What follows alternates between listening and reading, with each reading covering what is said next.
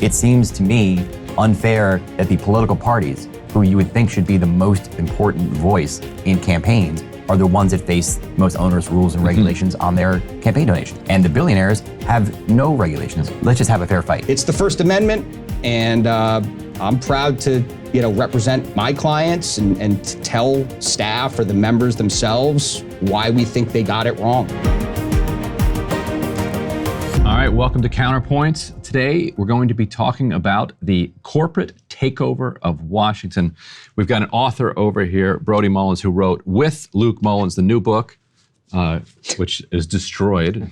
That's Ryan's copy, to be clear. Put the actual copy up on the screen here, called The Wolves of K Street, The Secret History of How Big Money Took Over Big Government. We're also joined by Sam Geduldig, who represents that big money taking over big government. Sam is a lobbyist here in Washington. Do you go by super lobbyist or do you just go by lobbyist? Lobbyist is fine. We'll go. You gotta go by Wolf now. Yes, he is a wolf of K Street. And so we hope that people at the end of this program will have a full and rich understanding of how lobbying works and how legislating works in Washington, based on this kind of investigation into the history of it. Sam, quickly start with you. You actually read the book, which is unusual for you. Tell us what you thought of it. I loved it. Brody did an incredible job. He outlined the careers of three, mega lobbyists, people that changed the field. I was a staffer on Capitol Hill when most of these lobbyists were kind of in their prime. So I didn't know them very well personally, but I definitely knew of them. They all had enormous shops and big influence, and they were cutting edge, and Brody writes about that and kind of writes about how things got off the rails for him too. So I found it really interesting. It is interesting how terribly things actually turned out in the end for almost all of the characters in this book. And also terribly for us as a country. Like nobody won here. Even the winners lost. But Brody, I want to start with you and ask you, let's say you've got a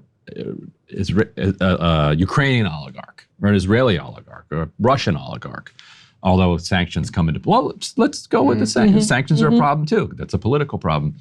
An oligarch decides that he has a problem in Washington, and it's always a he, and he needs this problem solved. So knowing everything that you've learned in your couple of decades of covering Washington influence, what would the influence peddlers in Washington tell an oligarch, foreign oligarch who's coming into town? Here are the steps that you need to take if you want to move your position from where it is now to something more sympathetic. You get your yacht out of hawk or whatever it is that they feel like they need. Well, I'll give you two different answers.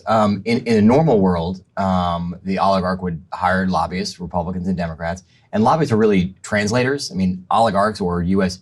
corporation executives are running their businesses or running their countries or running however they make their money. They're not focusing on Washington and policy, and the policy making process here is incredibly confusing and complex.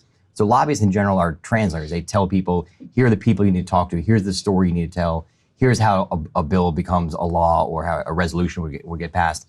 And it's really about educating as many of the correct people as possible to get your message out on Capitol Hill. The second answer, though, is if Donald Trump wins, the answer is that you hire Paul Manafort. Paul Manafort would probably be the most powerful unelected person in Washington if Donald Trump wins. Major character in your book. Major character in our book. And the way he's survived through so many years is making contacts with the most important people in Washington, working for President Reagan, working for President Bush after that. And if Trump is elected, there's one person in the world on the planet who has gone to jail for Donald Trump and proven his loyalty, and that is Paul Manafort. And if Trump wins, Manafort is going to be the guy to call. Well, Manafort's a good place actually to start going back in time. Sam, I'm really curious to ask you this question, given what you just said about watching people when you were younger and you were a staffer from that generation. But I'll start here because you document in the book the fascinating story of how Manafort, Black, and Stone, names that are familiar to a lot of people, Roger Stone, of course, I'm alluding to, changed the game. And lobbying itself has phases, has had sort of phases throughout the last 50 years plus of American history. What changed fundamentally about lobbying as you documented in The Wolves of K Street? Yeah, there's one fundamental change in the last 50 years, and that is that most people think of lobbying today as based on cozy relationships between lobbyists and lawmakers and campaign donations and steak dinners and golf outings. And that's just not how lobbying works these days. Lobbying is much more about mobilizing constituents, getting business groups, getting like-minded allies out in the states to pressure members of Congress to vote one way or another. Paul Manafort and Roger Stone started to change things that way. They were campaign guys. In the late 1970s, they were working for Ronald Reagan. Interesting story. Ronald Reagan back then was very similar to Donald Trump. He was an outsider. Yes. People think of him as the establishment Republican, which he is now. But back then, he was running against George Bush. George Bush was the Eastern conservative establishment back when there were Eastern conservatives around. He went to Yale. He had the right pedigree. He worked at the RNC, and he was supposed to win the 1980 election, or at least be the Republican nominee. Reagan beat him. Then Reagan beats Carter. Reagan comes to office, and there's no Republicans in town. There were no Republican lobbyists because, one, Democrats had controlled Congress for 50 years. Two, the last set of Republican establishment figures were with the Nixon administration, so they were out with Watergate. Paul Manafort and Roger Stone had worked for the Reagan campaign. Companies started saying, "Hey, who can we hire as lobbyists who has access? Who knows Reagan?" And Stone and Manafort, who are literally 30 and 31 years old, basically said, like, "We can do this." So they started getting tons of corporate clients. And what they realized was that running a lobbying campaign is very similar to running a political campaign. You're just trying to get 51% of your constituents, in this case Congress, to vote for what you want. And so they started running basically political campaigns for big corporations. And so you also write about the Wolves of K Street element of it. Like it feels like something out of a movie in the 80s, like just absolute debauchery. You go through a bunch of lawsuits that women, particularly in the office, filed against these different partners.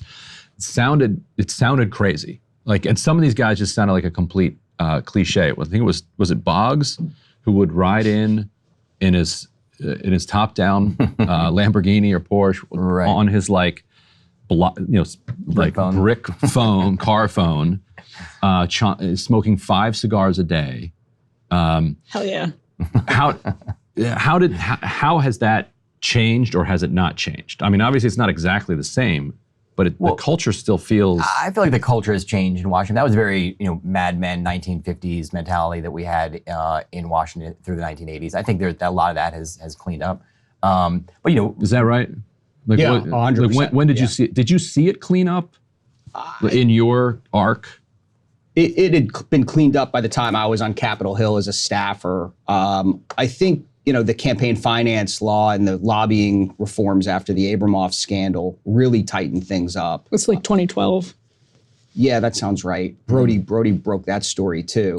2007 was HLOGA, which is the Honest Leadership in Government Reform Act or something like that. And basically what it said was lobbyists like Sam cannot buy anything of value for a staffer or a member of Congress. And the idea was, let's separate the ties, let's break these cozy relationships between lawmakers and staffers. Right.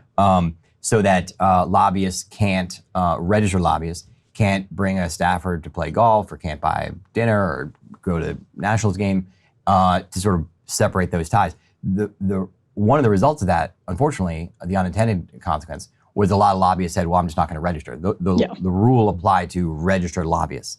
Registered lobbyists are people who spend 20% or more of their time actively talking to members of Congress or policymakers about legislation. And I imagine you don't spend 20% of your time. I don't. Right. So it's very easy to get around that rule by saying I don't spend 20% of my time doing that. So lots of lobbyists just deregistered, and therefore the rules essentially didn't apply to them. So Sam, then, tell us what the life, people at home, Ryan and I have both been in Washington and around this, but for people at home, tell us what the daily life in the daily routine in the life of a lobbyist looks like. It's not super sexy. It's meeting with a lot of young staff. I'm 51 now, but it's meeting with the staff to members of Congress and senators, talking to a lot of journalists, sitting in meetings with clients, their PR firms, their lawyers. We've talked about like the political industrial complex. I consider all 4 of us solidly in it. Mm-hmm. Been a source to you guys, been a source to Brody. Trying to shift the debate in positive ways for clients and trying to kill things on Capitol Hill that our clients don't like. The book, I agree with Brody. It does feel like an era that's long gone. The book makes it sound like it was all Mad Men and these happy hours that were insane and the misogyny, and I haven't seen any of that. I think it's an interesting way to make a living. We get to talk to a lot of people, come up with strategies to make certain policies palatable or not palatable for the members that are going to vote on those policies. We focus on a lot of Fortune 500 work at my firm. We don't do FARA work, so that kind of eliminates the Ukrainian oligarchs. How do you decide who to represent, though? I'm at an all-Republican firm, so for us, it's very simple. We try to take clients that we think Republicans will be aligned to want to help. What about you personally? Issues. Me personally? Yeah, when you're thinking of, I'm sure you've had less than savory characters approach you in the past, and I'm sure you've turned people away. What's that like for you? The less than savory characters, you kind of get a vibe pretty quick if they're trying, throwing around more money than maybe, you would normally charge, sets off like a little internal red flag. People assuming that you can do things that you can't, like one conversation is going to change everything. So, I try to stay away from that personally. It's a big industry. There's a lot of lobbyists in town, and there's even more lawyers and more PR firms. So, Brody wrote about 3 kind of really interesting / ethically maybe challenged, human beings. I don't see that every day. There's been people that have been wildly successful, and every election turns kind of the tide on which firms may or may not get hired by certain clients. But it's a lot of blocking and tackling. It's a lot of meetings. It's a lot of trying to figure out messages that will move electorates in certain congressional districts or states to a place where the senator or the member feels comfortable voting yes or no. Yeah, one thing to add, I think, like I said before, a lot of people think that lobbying is not what it is, the way it exists today. Back in the day when you worked for John Boehner, I think people think that you could go into John Boehner and give him a campaign check and he's going to, put some provision into the law for you. And that just doesn't happen anymore. And it did happen. It absolutely did 20, 30, 40 years ago, especially when we had earmarks. But it doesn't happen now, and part of that is because of the scrutiny of the media. And the member of Congress exists. In my entire time as being a reporter, like the one thing for sure is a member of Congress will do anything it takes to get reelected.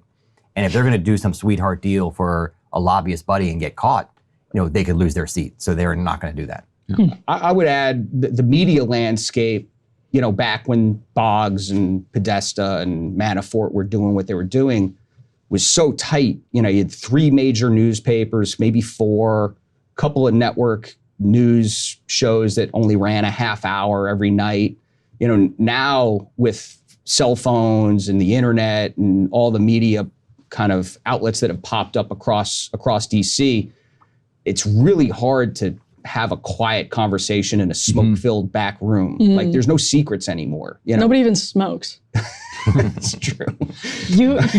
I won't reveal what you put in to get your nicotine fix before we started here. But it seems like it was a sin. And it feels like, I'm curious if Washington has sort of adapted to this by concentrating power in the leadership positions. Like it's like a parasite host relationship in the way that like the Congress, the administrative apparatus, kind of shapes itself sometimes to the lobbyists. Like, for instance, like Brody, you've covered this. The House Financial Services Committee and the Senate Banking Committee. Those would be the places that would regulate, the people with lots of money. And so what ended up happening is that, and this is a parasite host relationship, the members of Congress who wanted to raise money from Wall Street, would go serve on these committees so that it would sort of then be subsumed into that. Like that's how the takeover ends up happening. But today, because there's so much anger at Wall Street, and there's also, like you said, there's more attention on everything. Right. Now a lot of people are like, actually, I don't want to be on the House Financial Services Committee because it's just going to get me in trouble. It's going to show that I took $1 million from banks. Then I'll take some vote. Some bank will blow up. And I'm going to lose my seat. So how are people?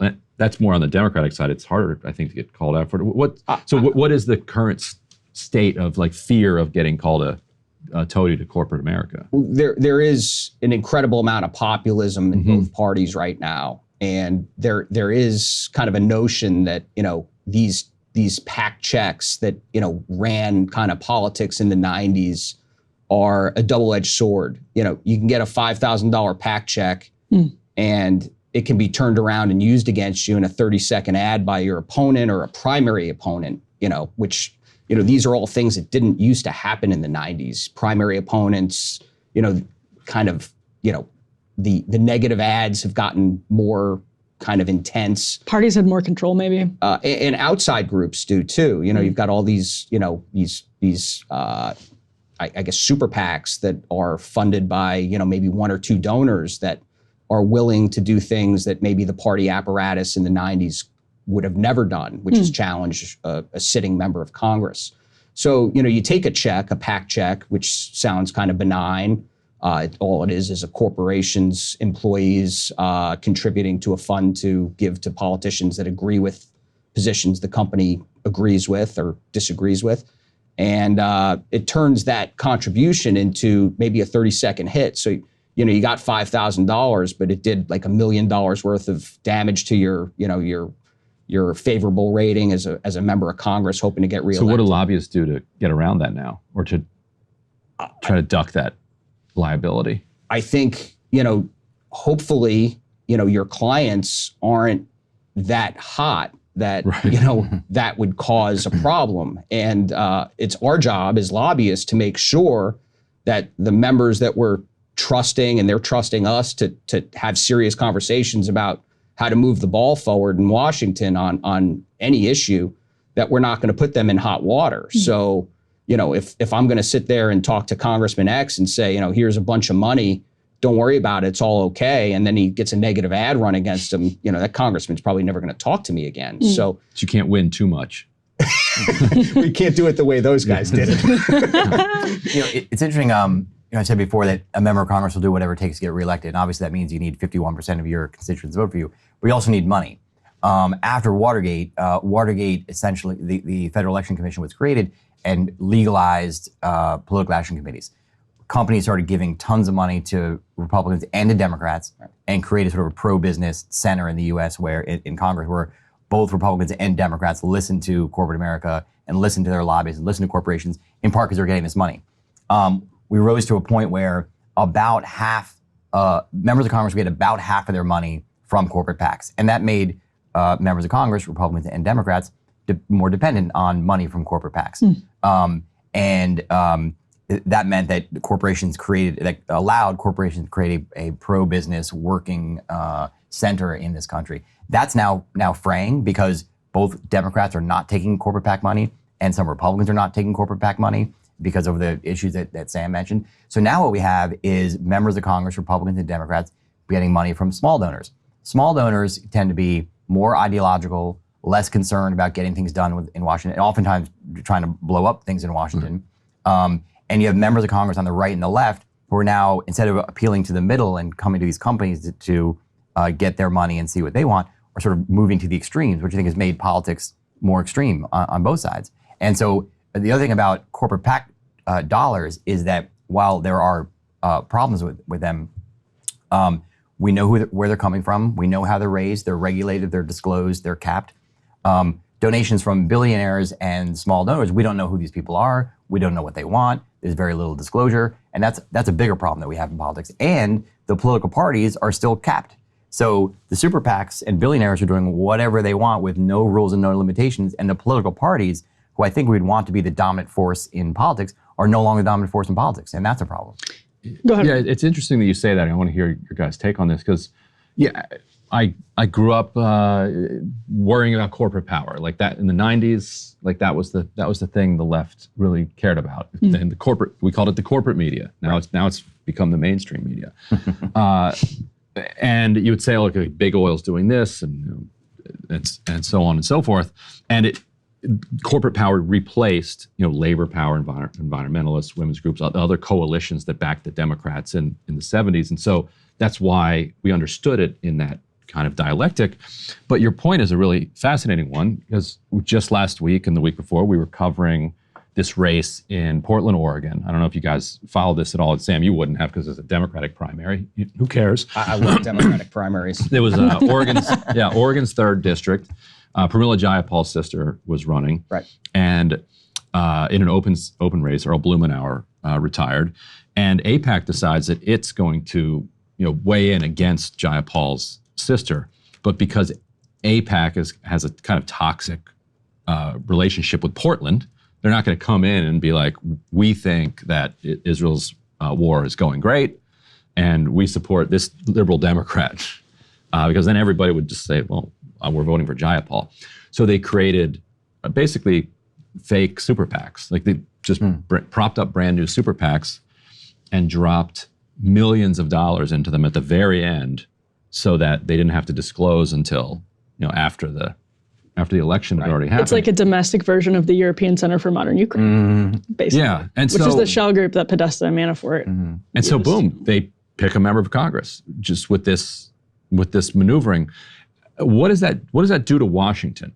Like, or is it in some ways a sideshow that it affects American policy towards Israel, but otherwise everything else just kind of goes on as it was, and members just know, like, okay, if I step out of line on Israel-Palestine, I could have some completely random super PAC nuke me. Yeah, I mean, I think the same thing happens with corporate America. I mean, I remember stories a decade ago when Harry Reid was running for re-election, and the pharmaceutical industry would come in at the last second and support Harry Reid. And as a result, Harry Reid owed the pharmaceutical companies when he got back to Congress. That was Obamacare, right? They cut a $150 million deal. Right. More recently, I heard a great story that big tech companies, when these anti-tech bills were moving through, or there was a question of whether there'd be a Senate vote, big tech industry went out to a couple of key states, ran tons of ads, and basically sent the message, we will destroy you if you vote for this bill. And there was no vote on that bill. The Bitcoin folks did that in 2022, if you followed. They jumped into a bunch of races. Sam Bankman-Fried, actually. Yeah, right.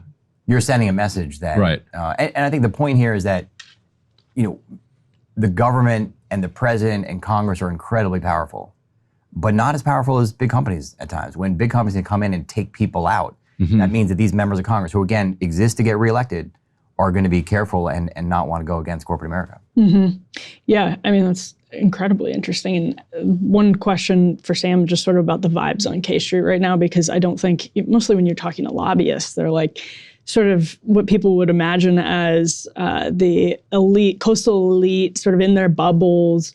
You though, Sam, and last time we had you on the show, you did this fantastic report on what the difference is between, what is the Problem Solvers Caucus, right? The sort of elite coastal moderates and Justice Democrats and the Freedom Caucus, who have more populist constituents and also actually lower socioeconomic constituents on average. I feel like you really understand populism in a way that the rest of the lobbying industry does not, even though it's kind of in their interest to understand it. Right. So what's the vibe? Give us a vibe check. Like, what are other people missing, if anything? I think there's some that have their heads kind of stuck in the sand and think that things just can't and won't ever change. And the last time we were on, we talked about, the economic breakdown of some of the poorest congressional districts in the country, which surprises a lot of people. Republicans have a lot more. The richest congressional districts in the country were held by Democrats. Myself and two business partners created the first minority-owned bipartisan lobbying firm in the history of Washington, D.C. A lot of people snickered. It doesn't do fabulously well financially. I mean, the partnership's fun, and we have a lot of fun working on the issues we work on. And we try to identify regressive issues, whether it's, higher gas prices or tax on tobacco products that just are punitive to poor constituencies. Right. And after COVID, you can find a million stats that show the middle class has been completely wiped out. the wealthy are getting wealthier, the poor are getting poorer, and there's no more middle class. Politicians have one job. It's just to get reelected. It's not to collect campaign checks. It's not to talk to lobbyists. It's not to do any of the things that I think a lot of people assume it is. It's to get reelected. And the best way to get reelected is take positions your constituents want you to take. So, with the elimination of the middle class and these poor constituencies looking at different parties in a way that they haven't, recent polling shows Trump's doing really well with Black and Hispanic voters. And I think Trump, supercharged a lot of this populism and a lot of this coalition shifting. When I was on Capitol Hill, the Republican orthodoxy was the social issues, Second Amendment, abortion, reducing regulations and corporate taxes, and fighting the trial bar with like maybe a fourth leg of the stool being, bash unions. Today, only one leg stands solidly. It's abortion and gun rights. Yeah. And if you think that the reason Republicans are taking those positions is for campaign checks, I've got news for you. That's not why they do it. Mike Bloomberg spent $1 gazillion on gun safety bills and hired lobbyists all over town. And the NRA went bankrupt, and they're still powerful because they got a lot of people that live in congressional districts that tell their members how they want them to vote. Do you think most lobbyists spend a lot of time with the type of people who would either vote for Donald Trump or Bernie Sanders? I'm shaking her head over here. Yeah. I do. but I think you're somewhat of an anomaly. Yeah, I think that a lot of people in the industry would just like to see this time come and go. And I personally think we're stuck with it. I think something that's fascinating along the same lines is last year I did a study at the Journal where I took the 100 poorest districts in the country and just put whether they were represented by a Republican or Democrat. 10 years ago, 63 out of the 100 districts were represented by Democrats, and that's what we would think poor urban districts. In the last election, it was literally the opposite. 63 of the 100 were represented by Republicans, which are rural Trump districts. And the point is that that's your Republican Party. It's not the Republican Party that we think of. A lot of the Republican Party we write about in the book is the Reagan, pro-business, free trade, cut corporate tax. That party, it isn't really there anymore. And it'll be fascinating to see how that changes. Yeah. And so you've got a lot of progressive Democrats, like you said, are not taking corporate PAC money anymore. Not as many as it should be. It's in the dozens. It's pathetic how low it is. But it's the trend is in that direction. And then you've got a lot of these populist Republicans as well. So how is corporate America adapting? I think right now, the lobbyists who I talk to are it sounds crazy, are literally scared. The people who they normally go to on some Capitol good Hill, news at least. Sorry, Sam. The people who they normally go to for help aren't there anymore. A good example is Josh Hawley. Josh Hawley represents Missouri, not a state that's doing well these days. He is a Republican. I'm sure he used to be a Reagan Republican. He has 3 bills right now with Elizabeth Warren. One would cap credit card fees, which is like a great idea if you're a Democrat. This is a Republican. Right. Warren from a wealthy coastal state, by the way. Right. He's got a bill to make it easier to join labor unions, and he's got a bill to claw back bonuses for banks that fail. Again, these are all terrific ideas if you're a Democrat. The fact that a Republican is on those, like the Republican would even talk to Elizabeth Warren is kind of amazing right now, Liz Warren. So that just shows how the party is changing, and it seems like every time a pro-business Reaganite senator leaves, like Rob Portman, you get a J.D. Vance who's much more populist replace him. And the Senate and the House seem to be slowly changing in that direction. Another example, a year and a half ago, there was a bill in Congress to give the Federal Trade Commission, to give the federal government more money and more power to look into and block corporate mergers. This is something that Republicans would be against forever, giving the government more power to look into corporate mergers. 39 House Republicans voted for that bill to basically tax big companies, to give the government more power to look into corporate mergers. The political world is changing here. But here's what I mean about Washington adapting to this new system.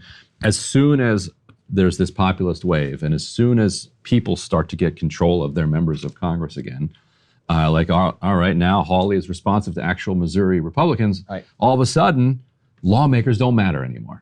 And it's just what they call the big four.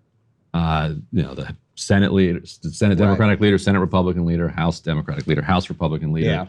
And then you've got 433 NPCs basically in the House who are just kind of told what the deal is that was struck between these big four. You and I were talking last night about how it was much more interesting how things were able to get done, say, 10 years ago. But now, just as people are getting a hold of the system is like, actually, we're not doing it like that anymore. Right. The collapse of regular order, which is, how a bill becomes a law, Schoolhouse Rock, it passes the House, it passes a subcommittee, a committee, the House, the floor of the House of Representatives goes over to the Senate goes through a similar process. And then if the bills are different in any way at all, they're they call it a conference committee where there's compromises worked out, and then it goes to the White House for either a signature or veto. And I don't have the stats on this, but my guess is the bills that go through regular order in the last 5-6 election cycles, Congresses, zero. Is really, really limited. So it used to be the case back in the Podesta, Manafort, Tommy Boggs era, where if you had the ear of an important chairman, say the Banking Committee chairman or the Appropriations Committee chairman, that chairman decided he was with you as a lobbyist and was going to insert your language in a bill, the whole system is different in that, that smoke-filled room or that quiet conversation was quietly inserted and voted on, and the members on both sides kind of were team players in a way that they just currently aren't. Okay, we'll let that slide. Yeah. Who cares? If the chairman wants it, this is his, he's Chairman's going to take care of me later. The prerogative of the chairman, and, the leaders were inclined to help the chairman. And before you knew it, your language is stuffed in an appropriations bill or some other type of vehicle that's going to become law. These days, members towing the line for their chairman is, I don't want to say it's not done, because it still is, but the amount of media coverage from websites or mainstream media or bloggers makes everything such a transparent process. There's so much pressure on these members from different constituencies that care about different issues, where these things really get nitpicked, and it's cratered the whole kind of legislative experience in a way where they're not getting almost anything done through committees anymore. And we have these fits where we kind of bump up against a deadline and we have to fund the federal government, and, we'll pass, we call it a Christmas tree omnibus type legislative vehicle that has, some stuff that Chuck Schumer wants, some stuff that Mike Johnson wants, and, it passes. And it's kind of how the Ukraine-Israel funding kind of came to be. Enough people decided something had to happen where, the big four hash it out rather than the Foreign Affairs Committee. So if you're a lobbyist, then how do you do it? Like, how do you just have to have somebody who knows Chuck Schumer and they'll get it in?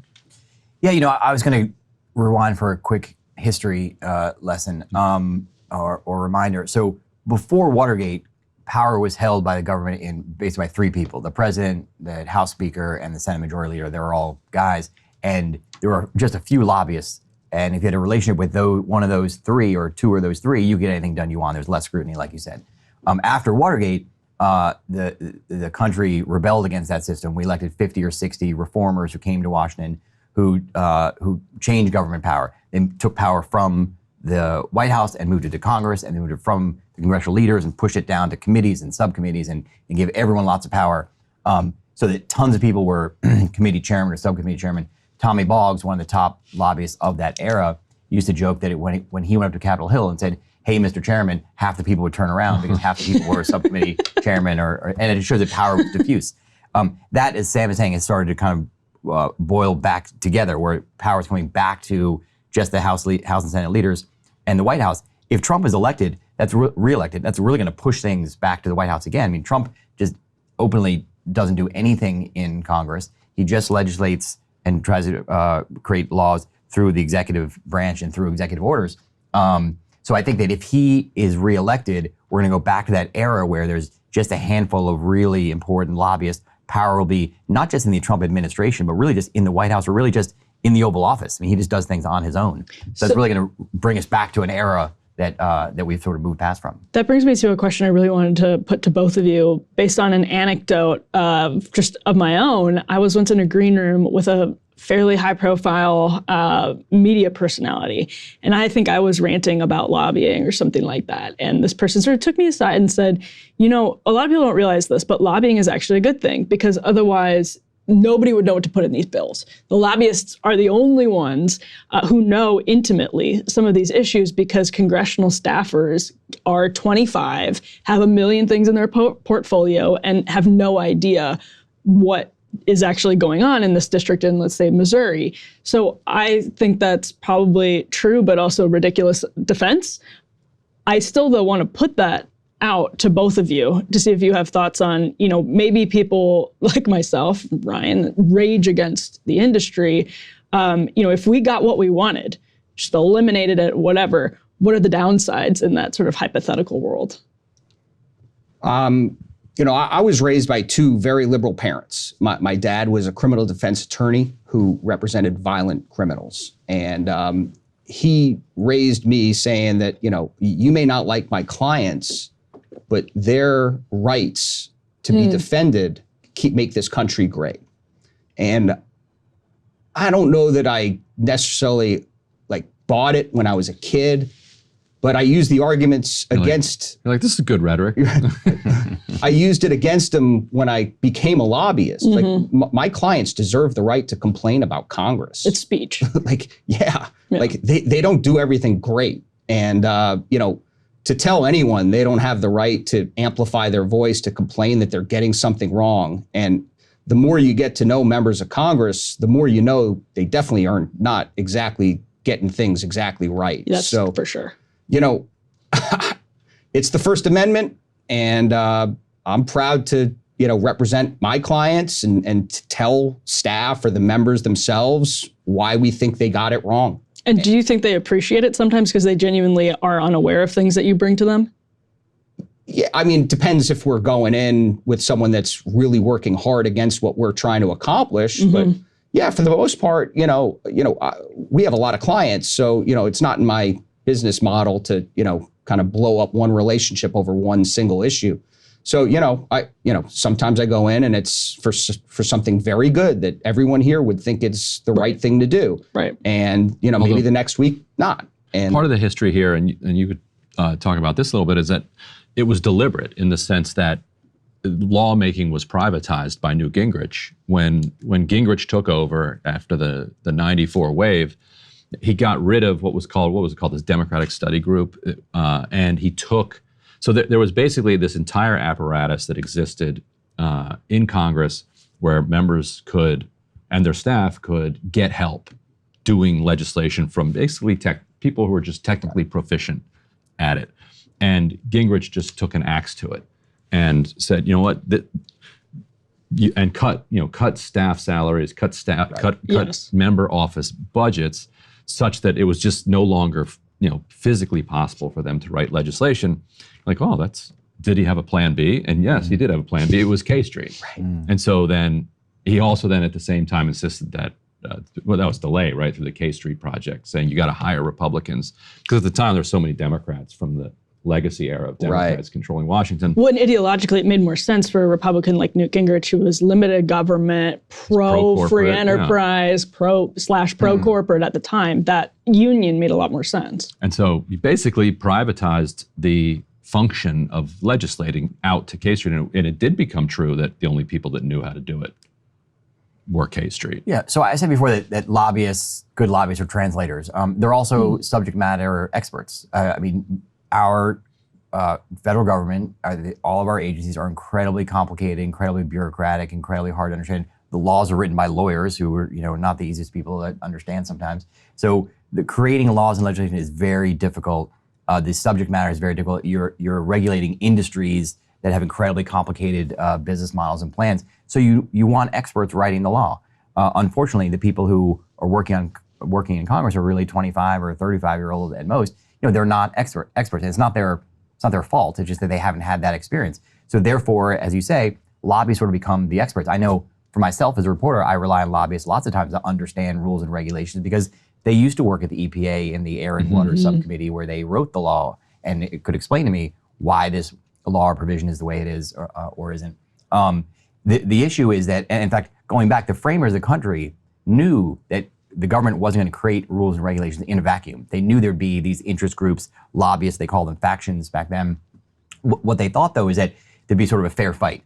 It'd be labor unions against environmental groups, against corporate lobbyists. And what we've seen in the last 10 years or 20 years is that there's really just the corporate lobby out there. Unions have been decimated. Ralph Nader used to be incredibly influential. He doesn't exist anymore. Although we try to get him on, he doesn't do Zoom anymore. He said he would do it by phone. Oh, interesting. But he said he didn't want to do Zoom. Yeah. But the point is, I did talk to him. The point is, in this era, he's a big character in your book. This is which is why I mentioned and reached out to Ralph for it. And to roll back on that, in the 1970s and 1960s, Ralph Nader might have been the most influential person in Washington. Ralph Nader. People may not realize that how powerful he was. It's kind of unthinkable now. Exactly. And that's kind of the point. That Ralph remember the Nader, scene in Mad Men? Have you seen? I saw it. There was a scene in Mad Men where there's a corporation has a problem, and it turns out the problem is Ralph Nader. They're like, is there anything you guys? They're going to all their powerful firms working for him. Is there anything you can do about Ralph Nader? And they're like, no, no, there is not. Well, Ralph Just Nader pay.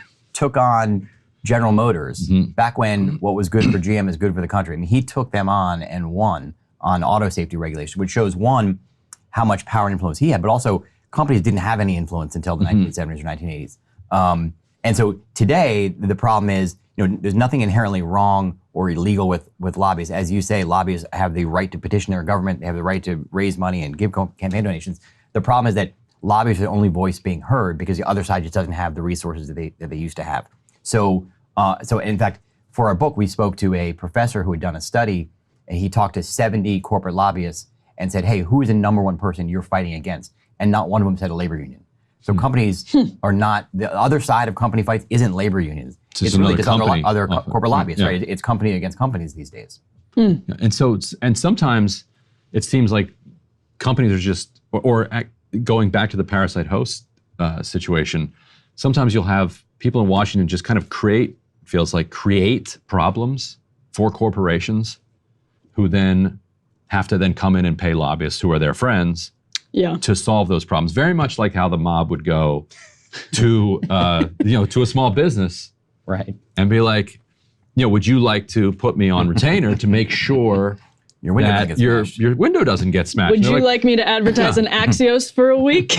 Yeah, and they're like, what are you talking about? There's no crime here. My window hasn't been smashed. I've never extorted anyone, but you bring up Dick Durbin, maybe. You bring up an interesting point about Axios, right? Like, it's like back in the day, back in the Tommy Boggs Manafort era, our job was to transcribe and track a mundane, boring committee hearing. Right. Well, now BGov is a Bloomberg function of their news outlet, or Politico Pro, or Axios, or Punchbowl. They perform these services more and more. We're competing with media for jobs that used to be our jobs, right. like those, from South Park. Those are gerbs. Thoughts and prayers. Brody says in the book, I found the most interesting parts of the book, the media parts. Roll Call was this sleepy. Did you write for Roll Call? Never did, no. But I see him in the hallway all the time. I wrote for Politico. It was 2 days a week, Roll Call. And then in your book, in like the 5th chapter, you talk about how they went to 5 days a week and ultimately 7 days a week, not because they had so much content, they had advertising dollars. So, I listen to these conversations and you go on rants about lobbyists and like, I feel this, like it's all of us here. Like, we live in this political industrial complex where the media outlets have a vested interest in taking the job that, some kid used to do at a lobbying firm and transcribing a hearing transcript. And now, one click of the button and Bloomberg or Politico Pro or Punchbowl are doing it. And, no one is hitting this 20% threshold, so no one's registered. And, I just, Although you are registered. I am. Yeah. And you got Just all out of pride. you have a lot of data on I do. you now. Well, we can put this next chart up on the pull screen. it all Here up. we It's go. like, no data on any of you three. Right. Well, no, I mean, I think it's interesting because you probably rub elbows with a lot of people who don't register. So here's Sam, 2018, in the top, I think you were in the top 10 that year of registered lobbyists. It's actually incorrect to say lobbyists because there are a whole lot of people doing a whole lot of lobbying without registering in political contributions. This is just some general stuff on the left and the right of the screen. You see total spending and lobbyists adjusted for inflation over time. And then on the right, although it only starts in, I think, 1998. On the right, you see in 2023, so last year, the biggest spenders, U.S. Chamber of Commerce, National Association of Realtors, American Hospital Association, Blue Cross Blue Shield. And on down to the bottom, you get Amazon, Business Roundtable, Meta, et cetera. But I mean, so Sam, that's $246,000 in contributions that year, 2018. It's actually less than I would have thought. And you see C. Boyd and Gray, big conservative lobbyists up Coming down there. the list. I think you used to be at the top, weren't you? There was a time when I was more generous. Number 1 or 2. Yeah, I just meant all of the. because you see the difference between Boyd and Gray and the person underneath him. Huge. So even the second highest person here, we're talking about $500,000. That's actually less than I would have expected. Because it's interesting because that's nothing for like an IE in a campaign now. Like independent expenditure, super PAC. Like That's also spread out. You can only give, what is it? right, the max around 5,000. That's several per hundred candidate. thousand spread out among lots of members. They'll come in with. There used to be a cap. Right. Somewhere The Supreme that Court got rid of the cap, I think. But what's not the cap on individual Yeah, the campaigns, Supreme but not Court. on. Supreme Court got rid of the. There was an overall cap of what you could give. Not anymore. But to Sam's point, what's not included in that is all of the money that the Chamber and Business Roundtable and Amazon spent on Politico and Axios and events and all kinds of stuff like that. There's different things happening under the surface. One quick story on that, and I want to hear your response to this. I was told that, and I think this is in my second book, that Pelosi, before she would take a meeting with a trade association, a lobbyist group basically, would ask to see Politico, The Hill, and Roll Call, which are the 3 print publications that are circulated free on Capitol Hill. And she'd go through and look to see if they had full page ads.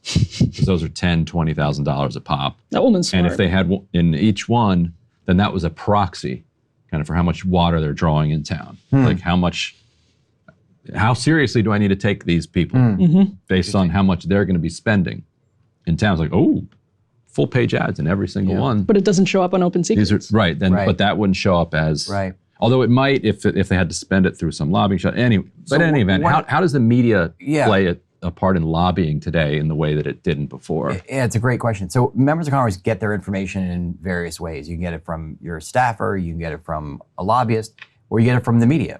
And for the last few decades, members of Congress and staff, read these publications where, I work for many of them. I work for Congress Daily, I work for Roll Call. There's also Politico and Punchbowl. And members of Congress and staff need to read these publications to know what's going on Capitol Hill. Yeah. But the reporters are also writing stories about, this credit card cap bill. How is it doing? How many sponsors does it have? Is it getting a committee hearing? Does it have momentum? Does it not have momentum? And lobbyists and interest groups have realized if you can sort of lobby the reporters, if you can influence those stories, it's another way of getting to a member of Congress, either through ads or actually talking to the reporters. So one of our main characters is a guy named Jim Kortovich, who realized this first, that if you can go and be friends with the reporters who are writing the stories for Capitol Hill and get your client's message into one of those stories, this credit card bill has got a lot of momentum, it's gonna pass, you should jump on board, you wanna be with the winner. Or conversely, no one's gonna, this bill is gonna get killed in subcommittee, it doesn't, why waste your time becoming a co-sponsor if the bill is going to go. Anyway, they would sort of try to influence these stories to create momentum for bills or against bills. And he was sort of a genius at it. Yeah, talk about how he did that, because it's kind of a Washington classic story. Washington. Until recently, he was not registered as a lobbyist, but he would throw parties. He'd throw big parties in Washington. He'd invite reporters. He'd invite members of Congress. He'd invite lobbyists, kind of whoever was like a bold-faced name in D.C. And then he would send his guest list to Axios or Punchbowl didn't exist back then, or Playbook, and people would write about his stories, sort of further elevating the mystique about these great parties you'd have. So everyone in Washington, all the players wanted to go to these parties, and he would sort of use them for his business. One, he would tell clients, hey, look at all these important people I know. But two, he'd sort of befriend reporters who we could then go to and say like, hey, this bill's coming up, you should write about it or not write about it, or here's, he could sort of create relationships with reporters to then try to pitch his client's interests to get to the eyeballs of members of Congress. So we'll add this in post, but I had to mention, this was a couple of weeks ago, I got the Axios morning newsletter, so it was May 10th. And at the top, I always look at who's presenting it that day because it's their corporate sponsor. It said presented by BP. And then down, the second item, not even like down far at number 10, the second item was called Trump's Big Oil Bargain. And it was basically criticizing Donald Trump for making a bargain with big oil in a newsletter that was clearly a bargain between the media outlet and big oil. And that happens literally every day if you read Playbook or Punchbowl or whatever. But in that sense, I mean, it's so egregious. I think if you had done that, I don't know, 20 years ago, people would have been a lot more grossed out by it. It seems like that's changed. Remember, 20 years ago or so, maybe 15 years ago, the Washington Post had this idea of having salon dinners where you would invite a member of Congress, I think, and you have sponsors pay for it. And people got fired over that. I mean, they were laughed out of town, and everyone said, this is a horrible idea. How this is pay to play. Now everyone does it. Right. It's the thing that funds Semaphore, Punchbowl, Axios. It's like the main thing that's funding them is these corporate events, right? And the Wall Street Journal, we have big conferences all the time where people pay to sponsor the events. I mean, it's part of the business journalism model now. I remember I was getting those types of emails from these media outlets, and I forwarded. You tried to blow one up. I did. So I would respond like, if I pay this much, can I sit next to whoever the host is hosting, and will they absolutely vote yes? I don't know, like the Jerky Boys on like a prank phone call. So, and I'm emailing with like a serious person, and she's not getting my sarcasm or my irony at all. 10 grand. Right. So I'm like, how much do I need to get a yes vote? Like just back and forth. And, after a while, she realized I was just, goofing on her or whatever. So, she goes dark. And I sent the emails to you guys. I mean, like, it's not just the lobbyists, it's this whole city. Yeah. It's like everyone in it. You weren't offended at the behavior, you were offended at the competition. Well, I'm offended at the moral preening over lobbyists are bad while I'm being asked to give money to a salon dinner that's not reportable, non-disclosed, so someone else can stuff money in their pockets and accuse lobbyists of being crooked. Like, at least we register, at least our data's out there. Yeah. That's all I'm saying. You put up a stat earlier from Open Secrets. There's 13,000 registered lobbyists in DC. There's 5 or 6 million people who live in the Washington, DC area. And if you're not working for a school or a bus driver or work in retail or maybe a university or journals, like, you're here to affect policy and legislation. And what Sam's point is that he needs to register and disclose his activities, and there's millions of people who don't. And that's not right. Well, although there was a point made earlier that, the requirements to register created, in a sense, more corruption because people were just not registering. So I posed this question to both of you. What, if anything, do you think, based on your experience reporting this, living it, needs to change either in media or in lobbying or in the entire political industrial complex to make the system more fair? So I don't think we can regulate, and we shouldn't regulate speech or money. I think we should do things to make things more fair, and I think ultimately have more disclosure. Again, in your stats that you put up a few minutes ago, it showed in 2007 however many lobbyists there were at that moment when we passed the law to ban gift giving by members of Congress and lobbyists. The number of lobbyists every year went down, and that's crazy. For anyone who thinks there's fewer lobbyists today than there were in 2007, it's crazy. So people are just gaming the system. So there should be disclosure of everyone who's trying to influence legislation. I think that's totally fine. And then the American public can say, I like that or I don't like that, and use their vote. I think the same thing for money. It seems to me unfair that the political parties, who you would think should be the most important voice in campaigns, are the ones that face the most onerous rules and regulations on their campaign donations. And the billionaires have no regulations. We don't even know who they are, what they want, and they're spending money however. You mentioned the example in Oregon. They're doing whatever they want, and we don't know what they're doing. It seems like, let's just have a fair fight. What they're doing with the Washington Post, for example. The salon dinners, or? Well, no, what Jeff Bezos, billionaire. Right. Sure, right. I mean, we have to take the Post's word for it, or Axios puts at the bottom of their letters that, their partners don't affect the editorial content. So you just have to take their word for it. Right. How would public financing change Washington. So there was a bill by John Sarbanes, who actually, this is quite ironic, and we covered this briefly. John Sarbanes, the son of Paul Sarbanes, fought his entire career in Congress for public financing and against dark money in Washington. That was his one issue.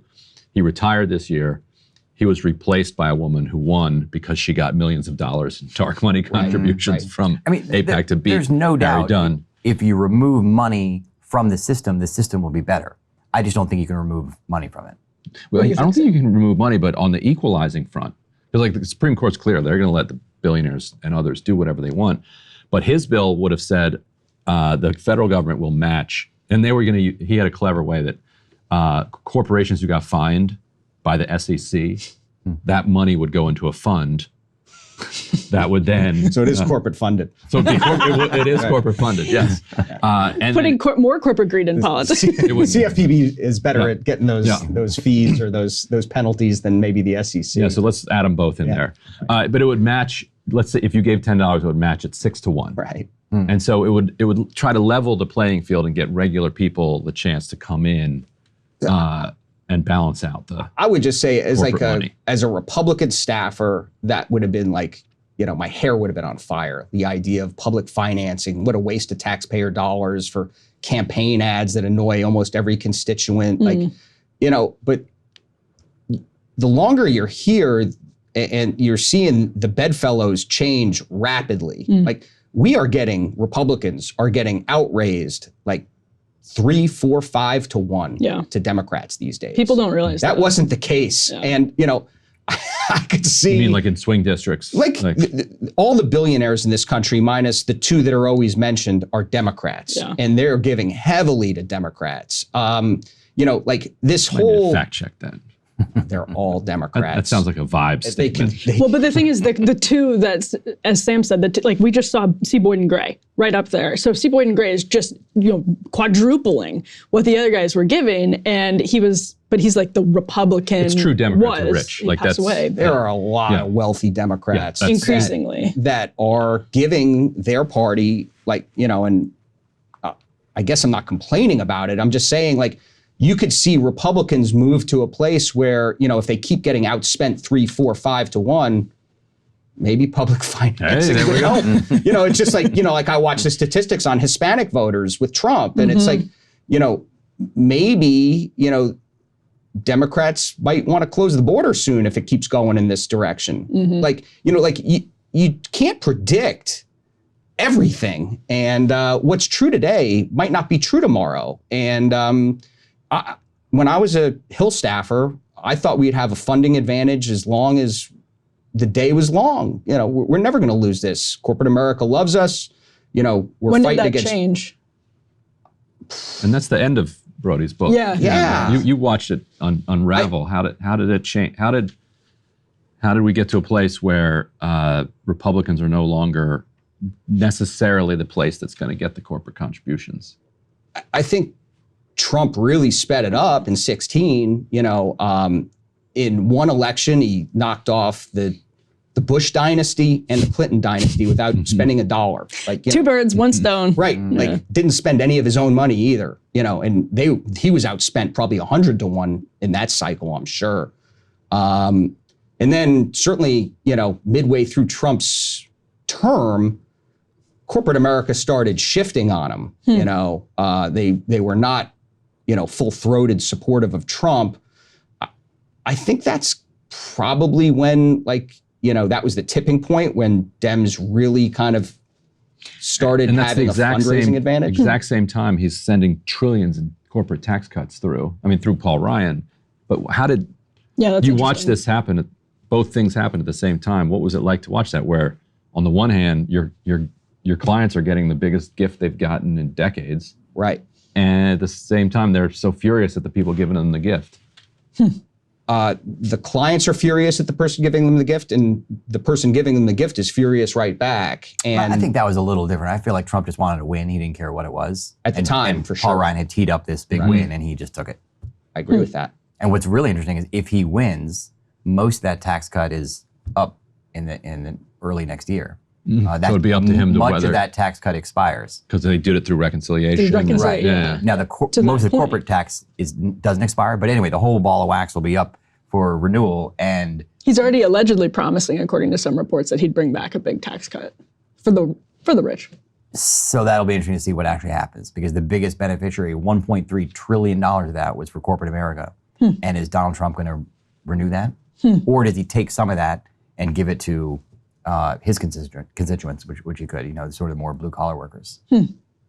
Yeah, the shifting demographics that the party is taking more seriously right now would lead you to believe that this Republican Party in 2025, whatever comes our way with the election in the Senate, it would not be the same as what 2017 brought us. Which goes right to the Chamber of Commerce, that the Ways and Means Republican chairman is launching an investigation into the Chamber of Commerce. The Chamber of Commerce will be the lead lobbyist for this corporate tax cut bill that's being written by the Ways and Means chairman. Yeah. I mean, the world is upside down, but how does that dynamic work out? That would be fascinating. Potentially the anti-swamp Ways and Means chairman, because there's a lot of, depending on who's elected, I mean, you hear a lot of that on the right these days, and maybe not always, walking the talk, or however the phrase is on that question. The one, this is maybe, we'll see how you guys want to answer this.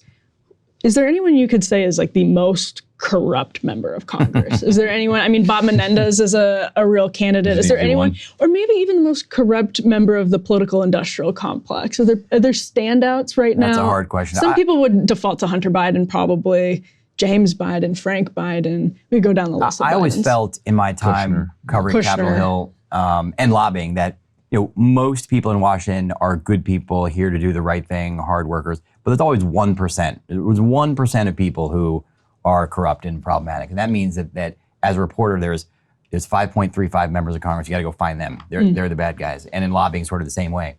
But who the individuals are, I don't know. I think right now we have probably 5.35 scandals going on right now with members of Congress. So some of those are already out there.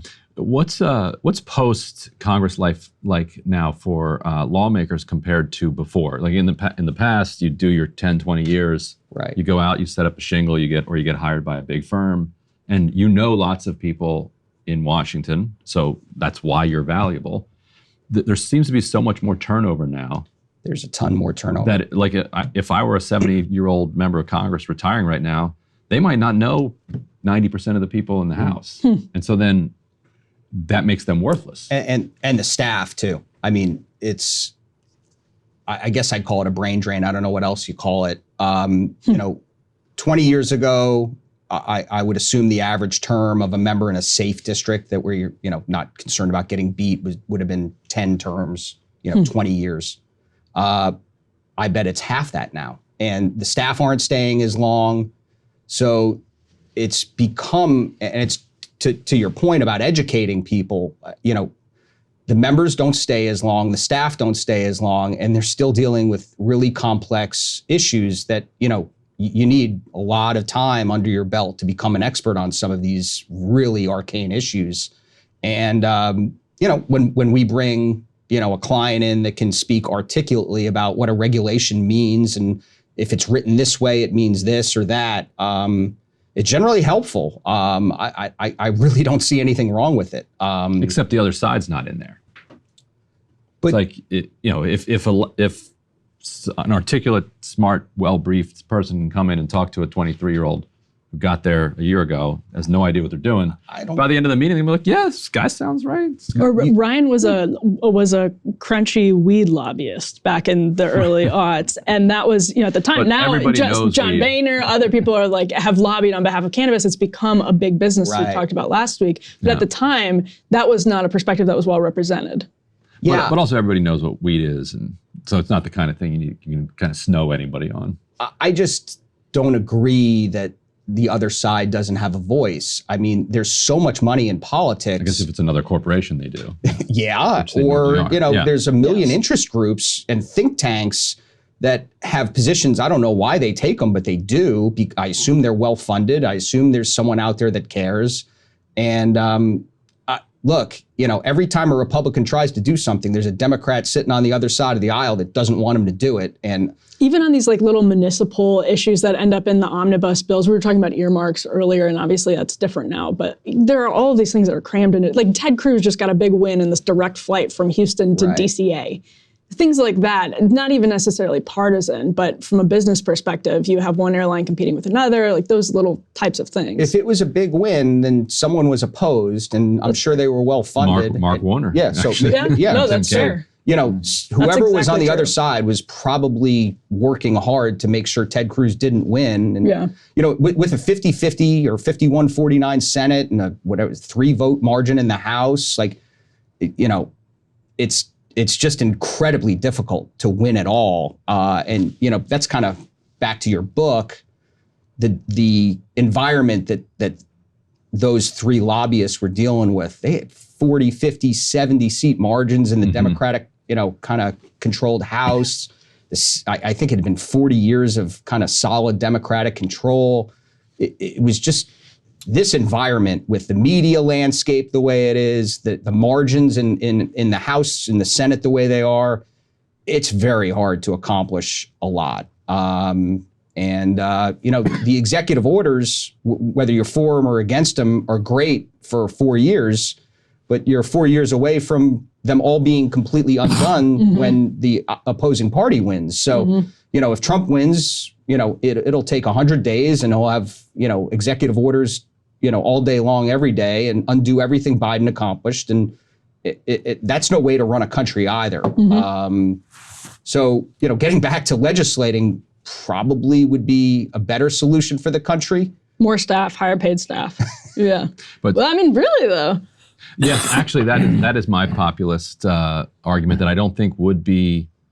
I'm glad we agree on this. It wouldn't be popular. It would be hard to sell to the public, but I think if you explain it to them. But if you had $1 million salaries for members of Congress and their staff, it'd be a better place. The public, the way to pitch it to the public would be, look, you get what you pay for. Yeah. If you insist on paying these kids $30,000 a year and never giving members of Congress a raise and having them, they have to have a place in D.C. and a place back home, then you're going to get what you pay for. You're not going to get anything out of them. The people who pay them are the ones that are going to get something. So yes, exactly. And also something we haven't spoken about is sort of race and socioeconomic background. The people who can move to Washington and live on a $25,000 or $35,000 a year salary, people who have money from their parents, or don't have debts to pay, or don't have children, or don't have other expenses. So we're sending just a certain amount of people to Washington to run the government. Could not agree more with this. Yeah, and even their parents at some point are going to run out of being able to pay for them. So then they have a kid, and then the schools are so terrible around Capitol Hill that there's a joke on Capitol Hill that as soon as a staffer has a kid, it's like, they're going to go downtown, which is what it's called around here. Go downtown. And they're going to quadruple their salary and move to the suburbs. Yeah, I don't know that, look, there's good lobbyists and bad lobbyists and successful ones and unsuccessful ones. It's not like, like you just leave Capitol Hill if you're a staffer and you do really well in the lobbying sector. It's a different way to make a living. Not everyone's good at it. So I feel like that's a bit of a generalization, but I do think that diversity when it comes to class is a tremendous problem in this country. Yeah. When I moved here, I was 22 years old, probably had a little backstop with my parents if I, didn't have a job right away, and knew that I could have my rent paid if for some reason I couldn't do it on my own. No college debt. College debt, not much to speak of.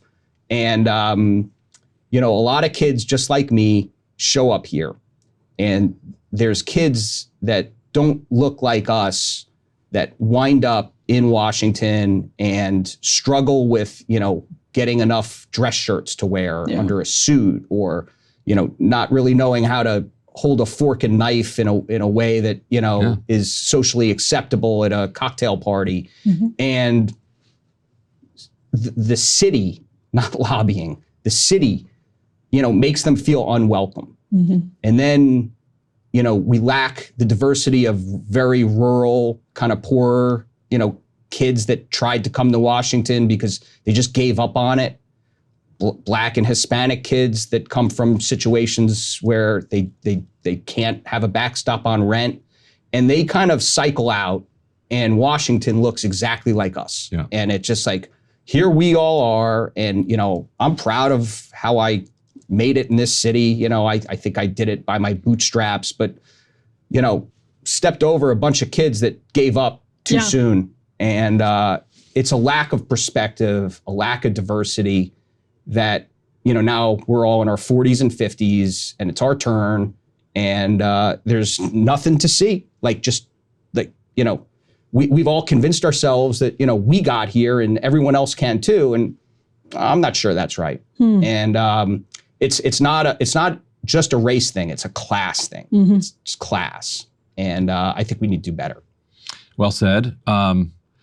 Before I let you go, we're talking about former members of Congress who move on. One of the most successful is your boss, John Boehner. Maybe the most successful, and he took a completely different path.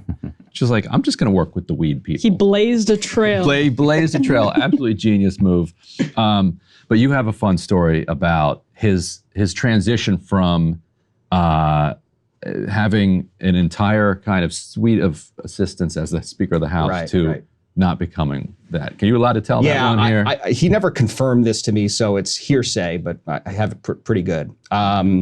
So he was the Speaker of the House, and after he stepped down from the role, he lost his Secret Service detail fairly quickly after he stepped down. And he was learning about Uber. Didn't quite know exactly what it was. He had Secret Service taking him everywhere for 40 years. So a friend puts Uber on his phone. Another former member, right? Another former member, I think, put Uber on his phone, the app, and he does his first Uber. He's proud of himself that the Uber comes and there's a young woman in the back seat, and he's doesn't confused. Why are you here? And it was when it was Uber Pool. So, and then the Uber picks someone else up, and Boehner's like, no, we're going that way. It's like, well, I'm gonna pick up Johnny or whatever over here. So Boehner's riding in the back of a Toyota Corolla or something with two millennials, and they're like, you look like John Boehner. Because I am. I hope the Uber smelled like weed, by the way. Probably wanting to smoke. I don't know if he did. And so he's complaining, I'm running around with, 23-year-old kids in an Uber. What's going on? And they quickly figured out it was the toggle button was selected to Uber Pool. So I think he took 2 or 3 rides with Uber Pool before he figured it out. He kept winding up in Arlington on the way back to Capitol Hill. Came face to face with real America. Right. Any final thoughts? Just on, you guys have both been very generous with your time, but anything we haven't mentioned do you think might be helpful for people to know? I just feel like this period we're living in is fascinating. When my brother and I first started writing this book in 2017, it's about the rise of corporate power.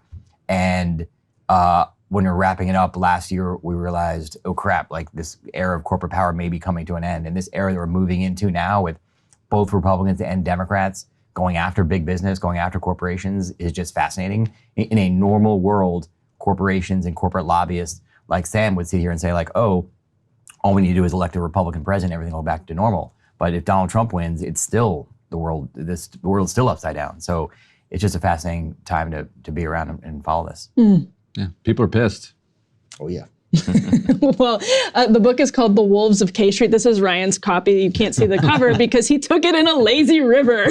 That's exactly what happened. If you're wondering why he has a new computer, he left it in the rain. Yeah. Just all kinds of water-based crises in your life recently, Ryan. But you both have been so generous with your time and so candid. We really appreciate you stopping by the show. Thanks. Yeah, Thanks for having us. Excellent book. Can't recommend it enough. The Wolves of K Street. Thank you. All right, Ryan, I thought that was a lot of fun and super interesting, and also, importantly, not the type of conversation that you hear outside independent media and maybe even outside this show, because it's one of those relationships, we were talking about media a lot. It's one of those relationships that a lot of outlets are not willing to burn. It's not something, it condemns them in many cases, so they're not willing to dive too deeply into it. So I thought it was really fascinating. Not the type of thing you see every day. Yeah, I hope people like it, because it's hard for me to tell, because since I've been immersed in this for 20 years or something, like it's sort of like water, and the corruption just washes around you. But I think it's important for people to understand like how the system is structured now. Because if you want to change it, you got to understand what it's like now. The corporate money and big money is so good at adapting and finding new ways of, pushing its message, that it's something you have to constantly be on guard for. Like with the example of how now you got Josh Hawley, who's pushing legislation like a Democrat with a Democrat, Elizabeth Warren. Meanwhile, the system is saying like, actually, we're not going to give individual senators input anymore. Right. On how? Well, who cares? On how we legislate. Right. We'll just, do an executive action or an administrative agency. And this is one of the things that I find interesting. Chevron is quite literally on the docket. In the next couple of weeks, we're going to hear a decision in the Chevron case before the Supreme Court. And you and I should debate sometime the merits of doing something like that, which would cut down in these administrative agencies' ability to make decisions in a legislative vacuum where Congress hasn't made a decision. This case is involving some fishermen in Maine, Massachusetts, one of the two. I don't know. I mean, I think because of the way these cabinet agencies have grown, there's a real problem just in that gap when you look at how broken and gridlocked Congress is too. There's a lot that needs to be fixed. This goes back to what we were talking about last week, where there was this study, an annual study that asked people, do you live in a democracy? And the top 10, in the top 10 of countries where the people in those countries said they live in a democracy, you could not find the United States. Yeah. You found China in that list. So people need to ask themselves, what's going on that people here in the United States are less likely to say that they live in a democratic country than people in China? All we want, when we're complaining about lobbying, I think what we really want is the ability of people collectively to determine how they are governed. To be represented. Self-government. Yeah. Right. You want representative self-government. Yeah. And the sense among most people is that we do not have self-government right now. Yeah, I mean, absolutely. And Washington is really uncomfortable with, quote, representative people, even if they're members of the House of Representatives. And that applies to Alexandria Ocasio-Cortez and it applies to Matt Gaetz. It's just true across the board. Who could represent the Panhandle better than Matt Gaetz? Exactly. I mean, come on. The Panhandle is sending their best. And for people on the right who find Brooklyn bartenders to be vapid and out of touch, there's a representative from that district, and you should take it up. Her bar was in Manhattan. Yeah. Oh, was it actually? I didn't know. But like so many of the bartenders in Manhattan, she didn't live in Manhattan. Right. Up in the Bronx. There you go. Yeah. Oh, that's right, the Bronx. But anyway, the point remains that Washington is very uncomfortable with people who actually represent the American people if they don't happen to be from like a wealthy suburban district or a blue coastal city. That gets really uncomfortable right away. And not in the way some lobbyists like to say, which is we just need compromise. Well, that compromise is just it's just grease in your skids, basically. Yeah. And there's kind of different kinds of corrupt lobbyists. There's some that are just massively distorting the system, like strip mining the wealth from around the world and from the American people and sending it to their clients and taking a piece along the way. That, to me, is the most destructive kind. The others are like just cabbies in Cairo. You ever been to Cairo? I haven't been to Cairo. So for instance, you get off at the airport. Cairo's super confusing. One of the most confusing places you can ever imagine. And so you're going to have all of these taxi cab drivers who are just there to kind of exploit the confusion and just make a whole bunch of extra money off of tourists. So it's like people just kind of fleecing tourists, and the corporations in that analogy are the tourists here in Washington who are getting fleeced by the lobbyists. That I care less about. To fight each other, by the way. I mean, it's like fleece the corporations. That's kind of fine with me. I got to drive a cab. One of the cabs let me drive, and it was pretty crazy. Were you on the other side of the car? No, he let me get in the driver's seat. No, but I mean, was the driver's seat in Egypt on the other side? No, it's normal. It's like American. Okay. Yeah. Interesting. Yeah. I was thinking of the British Empire and it's crazy. Cars and all that good stuff. No, they stuck with the right way. Yes, they did. But it's crazy. They should get rid of the metric system. They're just go all in. Seem to be very few traffic laws. We have now devolved into the conversation about Egyptian Yeah, traffic laws. We should probably but wrap up. that usually means that we've gone on too long. But anyway, we hope everybody enjoyed that conversation. Just as a reminder, if you're having any issues with the links, they're going to YouTube and Spotify is going to be in the email. It's going to be in the episode description. If you're having any problems, support@locals.com. Copy breakingpointspremium@gmail.com. That will flag producer Griffin, who is here to help so that no breaker is left behind. Premium subscriptions get you this full show early, and they get you all of Counterpoints on Wednesdays early to your inbox with no breaks, or you actually get the whole show. Every clip isn't always uploaded, but it is. If you are a premium subscriber, we appreciate you all so much if you can support it. It helps more conversations like this happen. Hey, if you like that video, hit the like button or leave a comment below. It really helps get the show to more people. And if you'd like to get the full show ad-free and in your inbox every morning, you can sign up at breakingpoints.com. That's right. Get the full show, help support the future of independent media at breakingpoints.com.